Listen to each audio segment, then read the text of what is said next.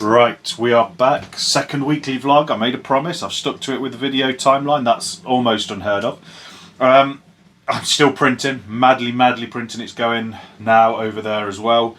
I think I'm at that point now where I'm getting what I call printer's fatigue. As you can see, there is a lot of stuff building up. Yeah, so there's loads and loads. So far, I have used, I want to say 15, maybe, yeah, 15, 16 kilograms of filament, something like that. I made matters harder for myself by changing the layout. So now I've gone for a completely different layout for the first thing, but I think it looks a lot better. It gives a lot more playability. It's got a lot more different heights. Gets some nice cool bridging, and that's going to be mirrored on the other side as well. What I'm going to do before I move into the next bit of the build this week is I'm just going to show you something that somebody showed me on Facebook, actually, on one of the terrain groups, and it was such a useful tool as to how I could show all of this without having to build it all up, and so I can get a better idea of what I want it to look like when it's finished and what pieces I need to print, so I'm not wasting filament printing stuff that I don't actually need. You can see what I've tried to do here. Somebody pointed out on one of the Facebook groups that actually you can load the STLs into Windows 3D Builder. It took a while to get them all imported and then simplified down, so the resolution's really low here. This isn't what they'll print, but just so that they're quick and easy, and they load well on the computer. I've really dropped the resolution for each thing, but I've tried to give the height lines and things like that, and this is different to what I came up with in the first video. I started playing around with the bits while I was waiting to print, and I came up with this kind of first corner piece here for one of the boards with the bridge, and I really liked that. It means I don't have to print a lot more pieces, I think. But that then kind of got me thinking, right, how could the rest go? And I like this idea of the wall, almost a walled city. So you've got the stuff that comes around the outside, and then it kind of dips down in the middle. So you've got different heights of elevation.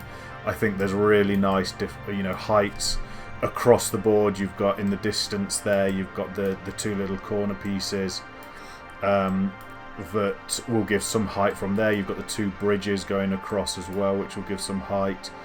The big tower, I'm not sure how you get up into that. I think you might have to use just a little bit of a rule of climbing up levels, one go at a time. And then the ruined gatehouse as well. Also, what it means is kind of like this tree, I could move up into this corner as well if I choose to when I'm building it. I might leave it down there, I might put it there, I'm not sure, see which one works best, because that's going to be on the same board. You will get, this is all 4 boards put together, so it's 1, 2, 3, 4, 5, 6 pieces across by 6 pieces. It gives a good idea of where the underground area is going to be as well. It will come around here. It will continue underneath there as well, so that when the boards are separated you've got a little bit more, same as around here. Each one of these will have a piece coming in and then a corner and then another piece on the other side, just so there's a little bit of play on there. The only one that won't have any underground space is this corner board here, but that's okay because that's got the big house, it's got the height here with the way up and down on here as well. So I'm really happy with how this looks now. I just need to now use this to inform how much printing I need to. I think I'm nearly there. I've got most of it done. Hopefully by the time this video goes out I'll be able to tell you I've got all of it done, but as I'm recording this on Sunday, I've still got quite a few pieces left to go, mainly more underground bits and a few more step bits and things like that, but we'll see. One other thing as well that someone commented on last week's video was whether I'd had any printing issues with some of the pieces. Because a few people had commented on the Stormcrow My Mini Factory site that they'd had issues printing, and I did. I had the same issues, and it comes down to these kind of thin pieces. I'm trying to think if there's one here that I've got. This one I did have an issue, and it was this piece.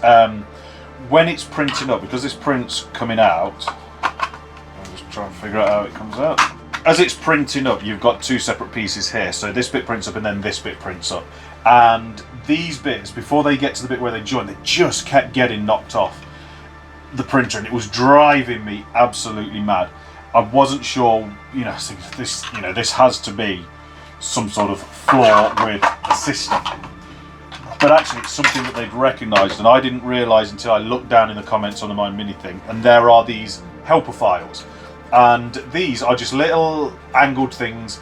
They're loose STLs that you put in, and then within, Bamboo Lab, whatever you're using, Prusa, Cure, whatever, push them just ever so slightly, push the tips slightly into the flat sides of these things that are going to be outside, that there's no detail on them anyway. And what that does is it just holds them up. Now you can get away with just using one. I was printing 3 of these stacked together, and 3 of the base. I was really cramming the build plates, so I put extra ones on here just because I wanted to make sure that they didn't go, because it was an overnight print as well. My printer, I run pretty much everything at least sport mode, which is 125%, 124% speed. Today I've started experimenting with ludicrous mode, I think it's called, not the rapper, but ludicrous mode, which is 166% speed, just to try and get through everything. I've not noticed any difference in quality, so it seems to be doing a good job. But if you're going that fast, you're going to knock these bits off. So if you are printing them, especially these tunnel bits or the bits with these single arms, use the helpers. They're there in the folder. They're included as part of the pack. It's a really ingenious idea. Now I've gone a little bit deep with these. You can go a little bit shallow, then they snap off even easier. Like I said, these were just for security. So the thing we need to do this week for building is I want to start looking at the electrics. For that, we're going to have to go back down to the living room because I need a bit more space. Because I've got some things that I've printed that I need to screw onto the bottom of the board. So I'm going to talk to you about those back down there, and they're going to tie in with the electrics as well. So I'll see you in a minute. Right, we're down in the living room again, the dining room, so it's a little bit echoey and the light's not great. It's the next day because when I came down to do it yesterday, it was too dark outside. So we're now on Tuesday, I think today is. What I'm going to do on the bottom of all of the boards, I need a cavity, I need space so that I can put all the wiring for all the lights and things like that on there. Normally I would run a bead of kind of trim wood around the edge, but that's quite expensive. It adds weight to the boards.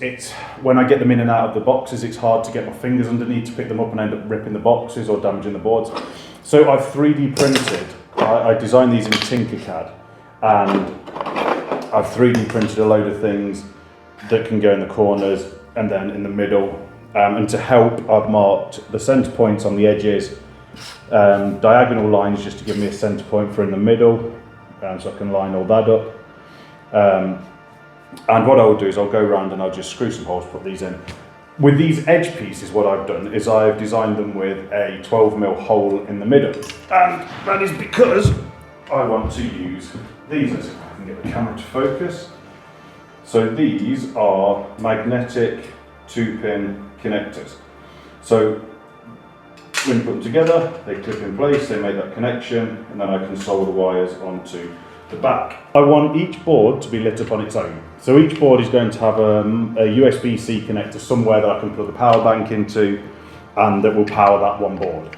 But I also want, when I put the boards together, I only want to have to use one power bank if I can. So joining the boards together like that will mean that if there's power into one board, if I wire it up correctly, which will be interesting, then it should flow through all 4 boards. But when they're separate, I can plug a power bank into each board. So when I'm using them in schools and each table's got their own board, they'll work independently. I'll just need 4 power banks, however many boards I've got. And then I should be able to put them together and it will work. So what I'm going to do is I'm going to go around, tiny little drill bit, tiny little screws. I'm going to put all these in. I'm not going to do a time lapse of that. You know how to drill holes and you know how to screw screws in, but I'll show you when they're finished. Right, okay, one thing I have noticed whilst I have been doing this is I only have 12mm screws to screw it in with. These are the kind of things that just happen during a build that are really annoying, and is one of the reasons why I'm quite liking this new format of doing it as I go, so you can see the things that happen.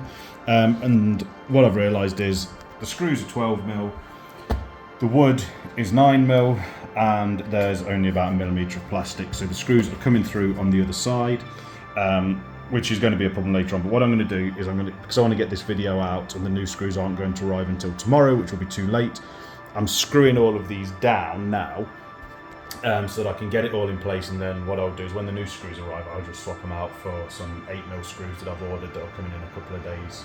It should come tomorrow, but we'll see.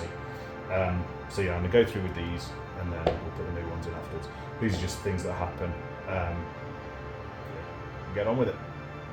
Right, they're all screwed together. I might still go around and put some more edge pieces on here. I don't necessarily need them at the minute. But these have all got now the connectors in, so they pull apart and then they'll just snap back together if they need to. And that should then secure the connection. Same over here. It should all just clip in. And then that should allow the power to flow through them all, but we'll check that next week when we do the wiring. That's pretty much it for this week. We've got the boards all done. They're all looking cool now. Still printing out loads of stuff. I'm hoping by next week I will have at least all the big block stuff printed. I'm running out of budget for filament this month, so I'm going to try and stretch it as far as I can. We'll see how we get on. I think I should have most of the big block stuff. I won't have all the accoutrement kind of stuff, you know, like the pillars and the little bits to go on top of the towers and stuff like that. But the main focus next week is going to be on starting the electrics properly and starting to paint some of this stuff. I did want to get all the boards stuck down and then paint them as a whole, but looking at how big and cumbersome it's going to be, I think I'm going to be much better off painting them as kind of like the small sections, getting them primed, getting them dry brushed and everything, and then it'd be easier to pick out the details like this than trying to maneuver a massive board and try and get into it. It will mean a little bit more work at the end, tying everything together with the weathering and things like that, but I think that'll be worth it in the long run. It'll also make wiring in the electrics a lot easier as well. The electrics at the moment, if I just bring you over here, the way Stormcrow designed it, I have printed these out of resin rather than filament. I might try them in filament as well. So this is the brazier, and it comes with, you match it up with one of these little battery holders, and the idea is you can slot a 3-volt coin battery in there. Your LED can come through there. These are a little bit small. It's supposed to be kind of 5-pin, something like that. Not 5-pin, 5mm. These go through here. Thread them through. They slot in like that. And then, if I get this the right way around, there we go. So then the battery goes in there, and you've got a working LED. Looks really cool. Like I said, I think last week, I don't want to be carrying a load of batteries around with me. It's an absolute pain to have to check them in and out with schools because you can't leave batteries lying around with kids. And the idea is it will go into there. It's a little bit tricky to try and do this on camera, but then yeah, it would push into there and it would end up looking really cool. Focus for some reason on that. There we go. But what I'm going to do instead is I'm going to remove the batteries. I've got these pre-wired LEDs, the different colours as well, so I'll be putting those in, and then we'll figure that out. I'll probably drill through the back, thread it all through and out back. So that is the job for next week. Thanks for watching. Like and subscribe, do all that kind of usual stuff. Leave any comments if you like this format. Other than that, yeah, we'll be back next week on Wednesday again. See you later.